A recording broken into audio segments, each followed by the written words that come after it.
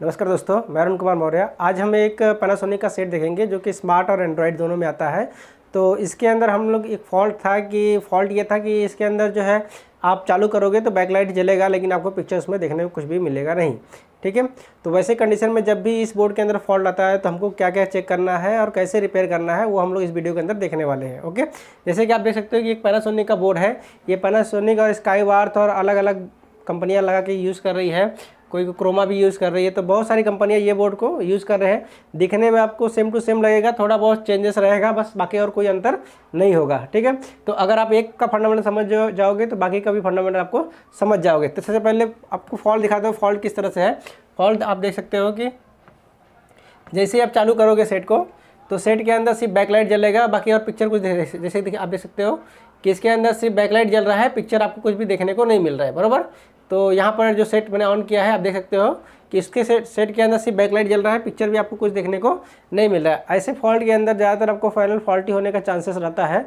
अगर आपका नसीब अच्छा है तो बस पैनल का वोल्टेज मिसिंग रहेगा, बाकी और कुछ नहीं।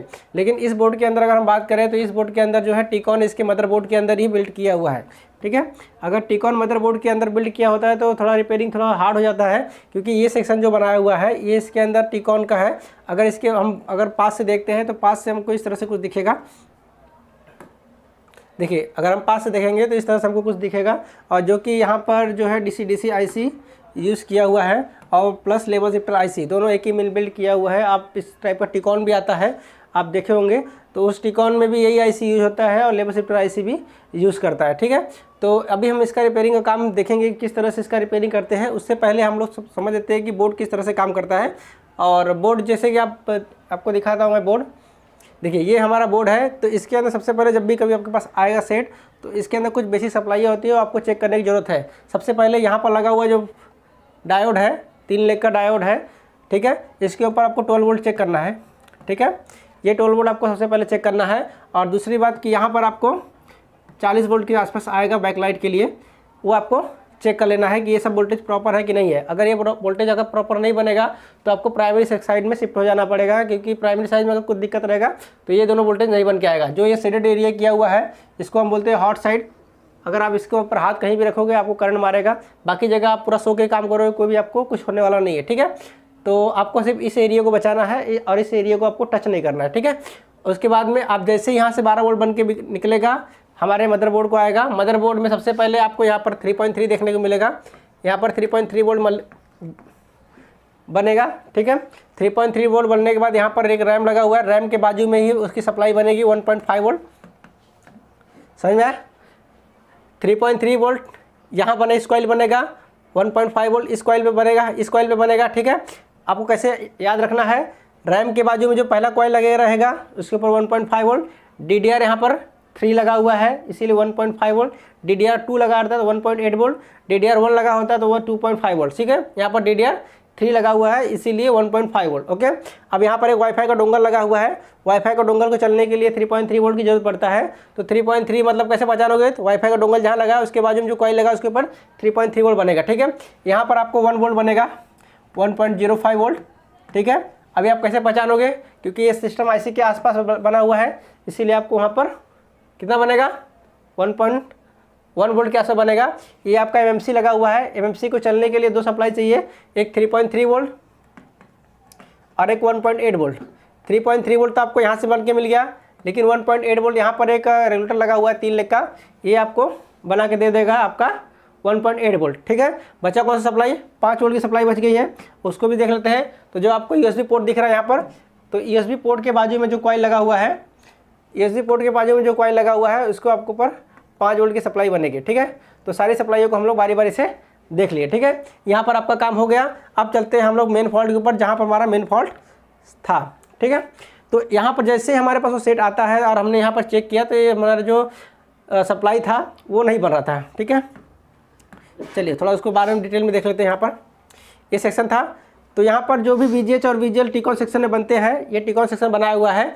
यहाँ पर VGH और VGL जो भी बन रहा था वहाँ पर नहीं बन रहा था। ये हमारा VGH का PF लगा हुआ है। ठीक है, ये आपका AVDD का है, यहाँ पर आपको 1.8 मिलेगा। ठीक है, और यहाँ पर आपको सप्लाई था मेरे हिसाब से 3.3 या 3.3 था। ठीक है, इतना ध्यान नहीं आ रहा है। लेकिन यहाँ पर VGH, AVDD और यहाँ पर 1.8। बाकी और PF पे आपको चेक करना है, इसके पीछे साइड में आपको प्रिंट लिखा हुआ रहता है, उस पर आप चेक कर लेते हो, चेक कर सकते हो, ठीक है। तो यहाँ पर हमने चेक किया, सबसे पहले VGH नहीं बना था, यहाँ पर AVDD भी नहीं बना था, और यहाँ पर 12 वोल्ट आएगा, ठीक है, याद आ गया। यहाँ पर आपको 12 वोल्ट मिलेगा, 1.8 वोल्ट, यहाँ पर आपको 26 से 30 वोल्ट, और यहाँ पर आपको 17 वोल्ट, ठीक है। ये AVDD सप्लाई है, ये आपका VGH है, ये आपका RAM की सप्लाई है,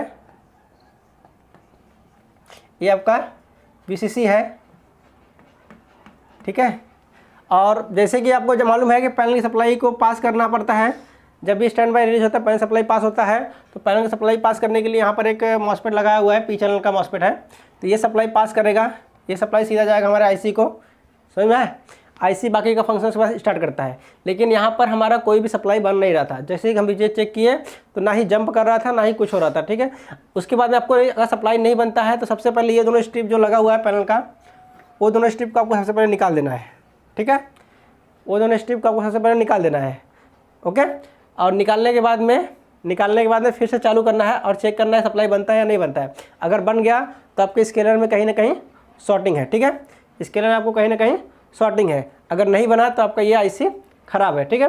अब ये IC जब भी आपका ख़राब रहेगा, आप एक बार डाल के चेक कर लेना है। अगर डालने से आपका IC सही हो गया तो ठीक है, नहीं हुआ तो फिर और भी आपको कंपोनेंट्स के अंदर लगे हुए हैं वो आपको चेक करने की ज़रूरत है, ठीक है। तो जैसे कि अगर आपका देखिए IC उड़ा हुआ है या कोई कंपोनेंट उड़ा हुआ है, तो जाहिर सी बात है वो अपने आप नहीं उड़ेगा। उसको उड़ाने के लिए कुछ ना कुछ यहाँ पर स्केलर में कोई ना कोई दिक्कत आ रहेगी तो ही उड़ा रहेगा। बहुत कम चांस होता है कि अपने आप वो उड़ जाए, ठीक है। लेकिन अगर ऐसा उड़ा हुआ दिख रहा है आपको तो सबसे पहले उसके अंदर कुछ ना कुछ दिक्कत आई रहेगी स्केलर के अंदर, तो ही वो दिक्कत करता है, ठीक है। अब आपको मालूम है कि LG का जो स्केलर होता है, LG का भी स्केलर देख रहे हो, थोड़ा सा ऊपर साइड में फ़ोटो लिया हुआ है कि नहीं देख लेते हैं। देखिए ये आपका LG का स्केलर है, जिसके अंदर यहाँ पर 2 कॉप लगा हुआ है, एक कॉप यहाँ पर लगा हुआ है और दूसरा कॉप यहाँ पर लगा हुआ है, ठीक है, समझ में आया। अब ये कॉप तो साइड का हो गया, ये कॉप जो है आपका जहाँ पे स्ट्रिप लगे उस साइड का हो गया, ठीक है। तो अगर आपको चेक करना है जो साइड कॉप होता है, साइड वाला जो लास्ट कॉप होता है, उसको आपको चेक करना है कॉर्नर से कहीं जला तो नहीं है। अगर जला रहेगा हो सकता है इसकी वजह से आपको IC उड़ी रहेगी, तो जला है तो जला हुआ निकाल दीजिए पहले, उसके बाद फिर वो IC डाल के अपना काम कर लीजिए, ठीक है। मेरे और केस में क्या हुआ था कि ये जो कॉप है वो जला हुआ था, उसके बाद में हमने क्या किया, ये उसको उखाड़ा, वहाँ जितना जला हुआ पर्सन था उसको कट करके निकाल दिया। सेट चालू हो गया, लेकिन उसके अंदर क्या हुआ, पट्टा आ गया, ठीक है। पट्टा आने के बाद क्या हो, बॉन्डिंग पे जाने लगा, क्योंकि जो पार्टी था उसको प्रॉपर चाहिए था। तो जो टेक्नीशियन मेरे पास लेके आया था तो मैंने उसको पहले बोल दिया कि पहले जाके इसको बॉन्डिंग पे ठीक करा लो। अगर वो वहाँ पर प्रॉपर हो जाता है तो आप ये बोर्ड हम लोग क्या करेंगे, रिपेयर करेंगे। अदरवाइज़ तो तुम्हारा पैसा वेस्ट जाएगा। मैं तो रिपेयर कर दूंगा तो पैसा तो मैं अपना ले लूँगा, लेकिन अगर तुम्हारा वहाँ पैनल रिपेयर नहीं हुआ तो तुम्हारा पैसा फंस जाएगा। अगर वहाँ से रिपेयर होकर आ जाता है तो मैं आपका बोर्ड रिपेयर कर दूँगा, ठीक। तो यहाँ पर हमने उसके पास एक दूसरा बोर्ड भी था, उसको हमने लगा के चेक किया तो वहाँ उसकी वजह से हमने वो तो बना लिया और वहाँ पर पट्टा आ गया। तो पट्टे को रिपेयर कराने के लिए मैंने पहले इसको बॉन्डिंग भेज दिया। बॉन्डिंग से जब बन के आया तो फिर हमने ये IC डाला, तो IC से मेरा काम नहीं हुआ। आप देख सकते हो पूरे एरिया जो है हल्का सा हीट मारा हुआ है, तो IC हमने चेंज किया लेकिन उससे काम नहीं हुआ। तो बाद में हमको मालूम पड़ा कि जो हमारा ये जो ट्रांजिस्टर लगा हुआ है ना, ये ट्रांजिस्टर हमारा ख़राब है। ये ट्रांजिस्टर जो था हमारा ख़राब था, जो कि यहाँ पर 16 वोल्ट आएगा, यहाँ पर 16 वोल्ट आएगा और यहाँ पर 13 वोल्ट, ओके। तो ये ट्रांजिस्टर हमारा ख़राब था। तो अब इसको हम लोग चेक कैसे किया होगा आपको दिखाते हैं।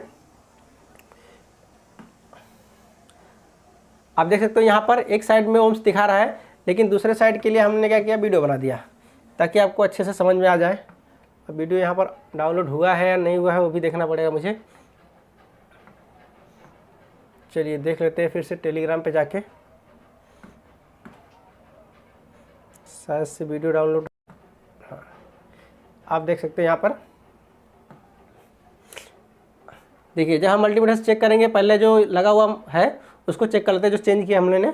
तो यहाँ पर देखिए एक साइड में 500 ओम्स दिखा रहा है, एक साइड में 500 ओम्स दिखा रहा है, और जब हम दूसरे साइड करते हैं तो वो भी 500 दिखाता है। और दूसरे को चेक करते हैं, देखिए यहाँ पर एक साइड में 500 दिखा रहा है, लेकिन अगर हम ये प्रॉप को उठा के उधर रखते हैं दूसरे साइड में तो वहाँ पर आपको 1000 ओम्स दिखा रहा है। देखिए 1000 ओम्स मतलब कि ये डायोड, ये जो ट्रांजिस्टर है वो ओपन हो चुका है, ओके, तो आपको इस तरह से चेक करना है। और पीसीबी में लगा रहेगा तो भी उसी हिसाब से दिखाएगा वो। थोड़ा नज़दीक से देख लेते हैं। देखिए ये लेग जो है फर्स्ट लेग है जो कि इसका बेस है, और सेकेंड लेग जो है उसका सोर्स है, लास्ट वाला लेग सोर्स इसका, और ऊपर वाला जो है सॉरी बेस, और ये आपका हो गया इमीटर, और ऊपर वाला जो है कलेक्टर। ठीक है, अगर मॉसफेट रहेगा तो गेट, ड्रेन, सोर्स। ठीक है, तो यहाँ पर इस तरह से हमने इसको चेक करके फॉल्ट को फाइंडिंग किया। और उसके बाद में क्या हुआ था, जब हमने सेट को ऑन किया उसके बाद चेंज करके आप देख सकते हो सेट मेरा जो है कंटिन्यूस चालू रहा। देखिए यहाँ पर हमने स्ट्रिप लगा दिया, काम भी कर दिया, और यहाँ पर चालू भी कर दिया। ओके, तो इस तरह से पैनासोनिक लिख के आया। तो आप आई होप कि आप समझ गए रहेंगे किस तरह से आपको रिपेयर करना है।